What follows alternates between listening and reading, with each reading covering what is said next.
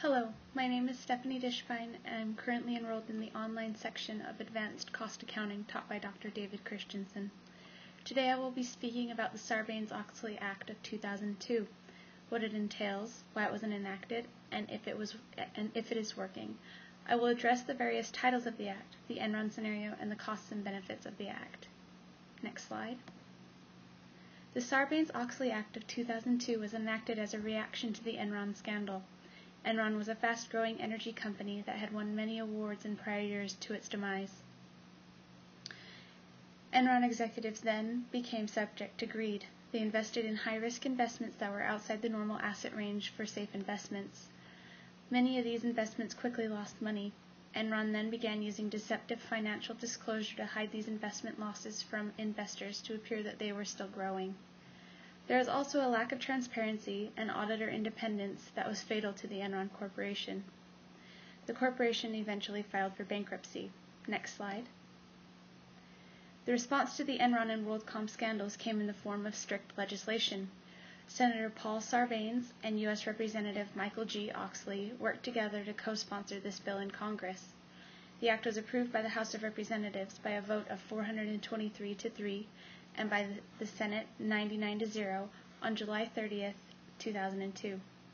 The Sarbanes-Oxley Act of 2002 contains 11 titles or sections covering topics from auditor independence and corporate responsibility to financial disclosures and conflicts of interest. Next slide, please. The 11 titles are as follows: the PCAOB, Auditor Independence, Corporate Responsibility, Enhanced Financial Disclosures, Analyst Conflicts of Interest, Commission Resources and Authority, Studies and Reports, Corporate and Criminal Fraud Accountability, White-Collar Crime Penalty Enhancement, Corporate Tax Returns, and Corporate Fraud Accountability. The Sarbanes-Oxley Act created a new oversight board, the PCAOB. This board is in charge of regulating the requirements of Sarbanes-Oxley. In addition, Sarbanes-Oxley requires a rigorous testing and reporting of internal controls, known as Section 404. Prior to Sarbanes-Oxley, auditors, who are essentially the watchdog for investors, were self-regulated.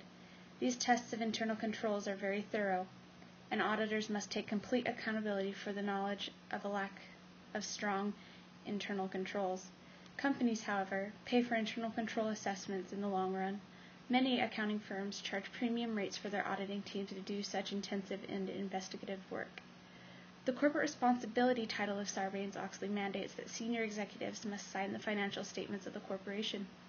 This effectively forces these executives to take personal responsibility for the contents of the financial statements and for the trust of investors. The protection of whistleblowers such as Cynthia Coopers of WorldCom and Sharon Watkins of Enron is also a key point in the Sarbanes-Oxley Act. The idea behind this is that employees of companies that witness or take part in wrongdoing should be able to come forward with a confession or information to help authorities with investigations without fear of being fired, persecuted, or harmed in any way. Next slide, please. The issue currently at hand is whether or not the benefits of the enactment of the Sarbanes-Oxley Act of 2002 outweigh the costs to public companies. David D. Aufhauser, a prominent Texas lawyer, points out the benefits of Sarbanes-Oxley. There have been some positive aspects of Sarbanes-Oxley. First, it did reorient us back to the first principles: an independent board, an independent auditor, a CEO who is willing to sign the bottom line, and a certification that says, "I know what my financials mean, and what they mean is what I tell you."